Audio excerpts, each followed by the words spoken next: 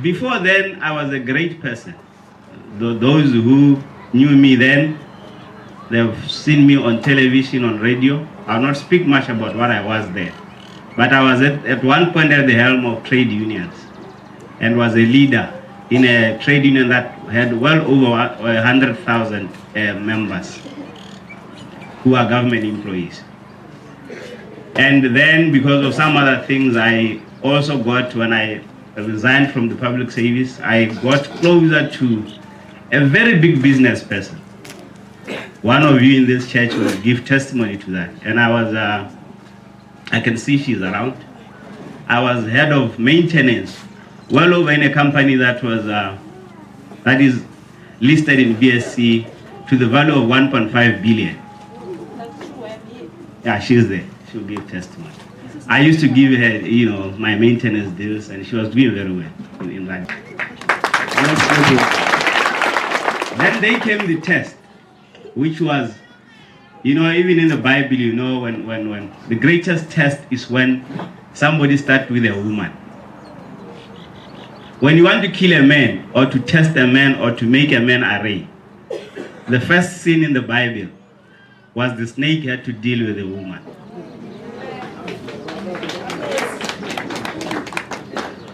If you are touched on the side of the woman, you are done. You are done. You are finished. You are completely finished. Interest in my 1 billion whatever job that I was offered, maintenance of that property, I struggled. I did my best, and who knows? Everything stumbled. I lost interest. I started being frequent at bars. I thought alcohol would assist, and it didn't work. I didn't lose my job. I decided to part with my employer amicably because I could see I was not producing. Sometimes in November, I wrote him a letter to say, we'll deal with each other later when I'm fine. For now, let me just be myself. You'll give me a job when you have. If you don't, bye-bye. Then I had no salary from last year, November, December, January, February. And I came to this church. Those who were there is a prophecy that was given in this church. That was the Easters. There was this Easter week where we had to gather behind there with that fire. And the prophet said to me, is there anybody who remember the prophets? Raise up your hand. Oh, we have too many witnesses for the prophet. Thank you. And he said, you have been crying. Your cry is over. God has answered your cry. So, if I may ask, that was your first time to be here? I had been coming.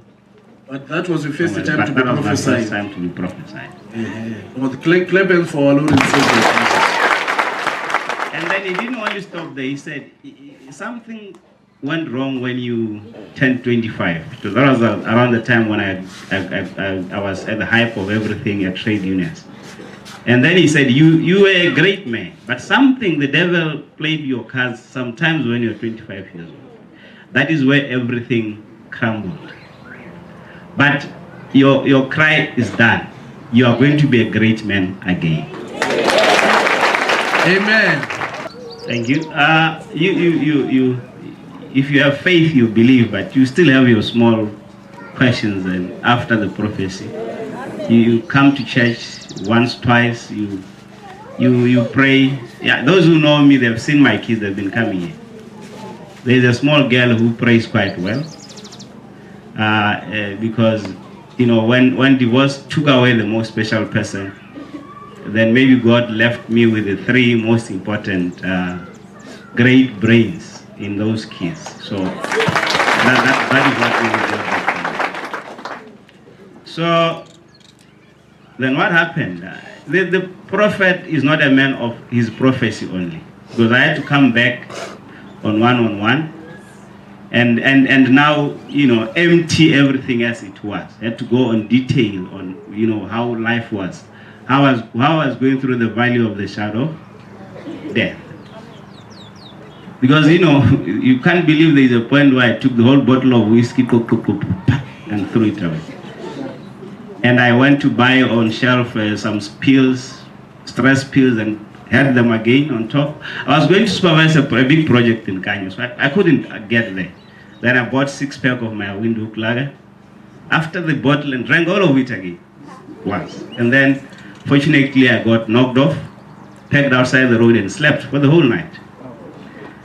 This is how, when I say, when you're going through the valley of the shadow of death, it's only you who knows what it means. Divorce is more painful than death. For those that has not just tested it. I've had relatives who died, close relatives. I've not been pained that much. So what then happened? Realizing the pain that I was going through, the prophet did not only speak, but took me through a process. He visited me at a time when at my house there was not even a single meal in my house,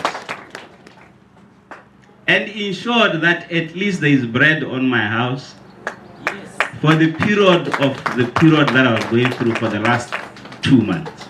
Amen.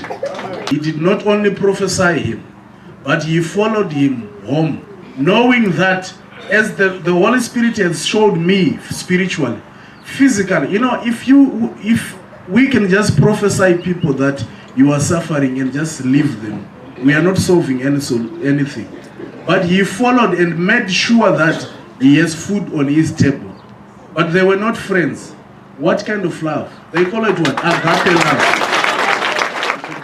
I remember just one incident where he took me to Malapo Crossing, got into the shop and said, you can pick whatever you want to pick for your kids and yourself for this week.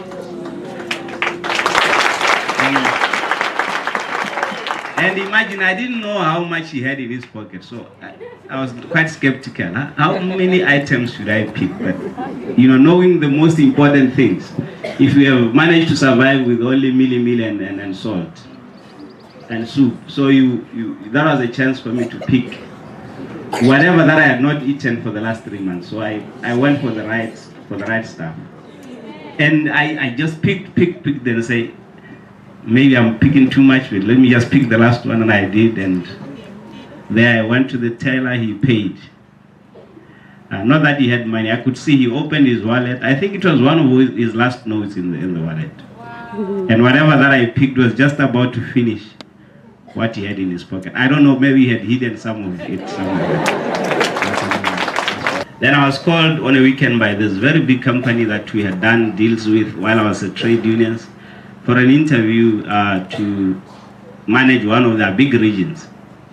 And I went to the interview and I thought I had done well. The HR girl said, no, you know what, I want to tell you, your marks are above everybody here. Then the following morning, unfortunately, the following morning she calls me and says, you overqualified. We can't afford it. Then I came to church. One morning we had our tea there with the prophet was, I don't come here because the prophet is here.